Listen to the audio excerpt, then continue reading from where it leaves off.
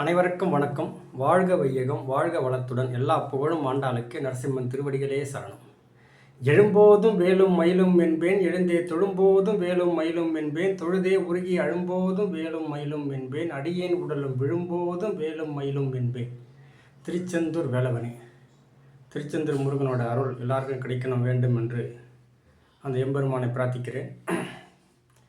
நண்பர் என்ன சொல்கிறாருன்னா, சார் நான் இருக்கிறது வாடகை வீடு, நான் சொந்த வீடு வாங்கணும் தான் கனவு தான், ஆசை தான் இருக்குது, இல்லைன்னு சொல்லலை. ஆனால் இப்போ வாடகை வீட்டில் தானே இருக்கேன். எனக்கு மாற்றம், எங்கெல்லாம் எப்படி மாற்றம் தேவையில்லையா? எங்களுக்கு மாற்றம் வரணும், என்ன பண்ணுறது அப்படின்னு கேட்குறாரு. வாடகை வீட்டில் இருக்கிறவங்களுக்கு சொல்கிறேன், உங்களுக்கு மாற்றம் வரணும், எனக்கு வாழ்க்கையே ஒரே போராக இருக்குது, ஒரே எந்த மாற்றமும் இல்லை அப்படின்னு நீங்கள் நினச்சிங்கன்னா அப்படியே உங்கள் வீட்டுக்குள்ளே போங்க. டிவி மேலே பார்த்தீங்கன்னா ஏகப்பட்ட விஷயம் வச்சுருப்பீங்க, தேவையில்லாதலாம். அதெல்லாம் எடுத்து குப்பை தொட்டில் போடுங்க. அந்த டிவி மேலே அப்படியே வேகப்பட்ட அழுக்கு அப்படியே படிஞ்சிருக்கும், அதெல்லாம் துணி எடுத்து துடைங்க. ஃப்ரிட்ஜு வச்சுருக்கீங்களா, ஃப்ரிட்ஜு மேலே 1008 விஷயம் வச்சுருப்பீங்க, அதெல்லாம் எடுத்து துடைங்க. ஜன்னலை போய் திறந்து பாருங்கள், அவ்வளோ அழுக்கு இருக்கும், அந்த ஜன்னலை துடைங்க.